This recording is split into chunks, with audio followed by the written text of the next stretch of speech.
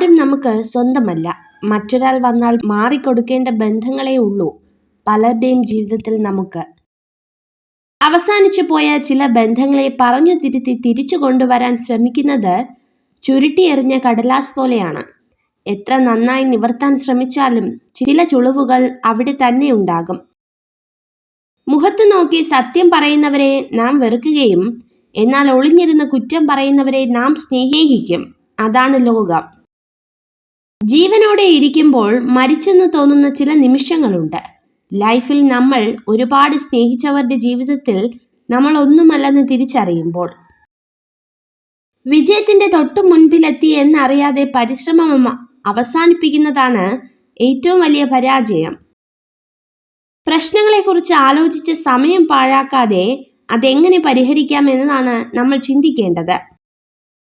ഏതുതരം ബന്ധങ്ങളിലായിരുന്നാലും സന്തോഷം നഷ്ടപ്പെടുന്നതും കണ്ണു നിറയ്ക്കുന്നതും സത്യസന്ധമായി സ്നേഹിക്കുന്നവർക്ക് മാത്രമാവും. അല്ലാത്തവർ അവരുടേതായ ലോകത്ത് സന്തോഷത്തോടെ ജീവിക്കുന്നുണ്ടാകും. ജീവിതത്തിൽ അഭിനയിക്കാൻ പഠിച്ചിട്ടില്ലെങ്കിലും അഭിനയിക്കുന്നവരെ തിരിച്ചറിയാൻ പഠിക്കണം.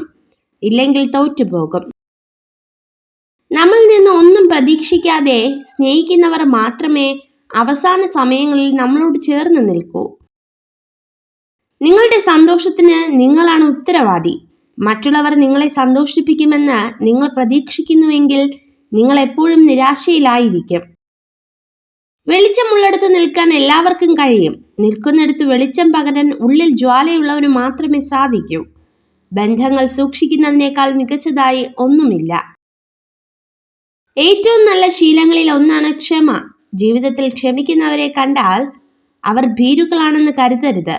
ക്ഷമിക്കാൻ കഴിവുള്ളവരാണ് നിങ്ങളെങ്കിൽ ജീവിതത്തിൽ ഒരിക്കലും പരാജയപ്പെടുകയില്ല. നല്ല ഓർമ്മകളും നല്ല ചിന്തകളും സന്തോഷവും സ്നേഹവും ഒക്കെ സൂക്ഷിച്ചു വയ്ക്കാനുള്ള പളുങ്ക് പാത്രമാണ് നമ്മുടെ മനസ്സ്.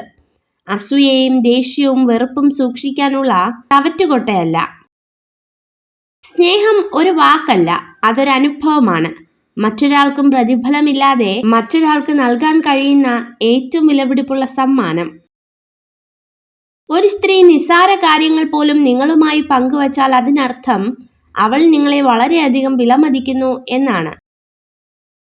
സുന്ദരമായി പറ്റിക്കപ്പെട്ടു എന്നറിയുമ്പോഴും പരിഭവങ്ങളില്ലാതെ പുഞ്ചിരിക്കുക എന്നത് തന്നെയാണ് നമ്മുടെ വിജയം. നിങ്ങൾ ഈ വീഡിയോ കണ്ടതിന് നന്ദി. ഇതുപോലുള്ള കൂടുതൽ വീഡിയോകൾക്കായി ചാനൽ സബ്സ്ക്രൈബ് ചെയ്യൂ.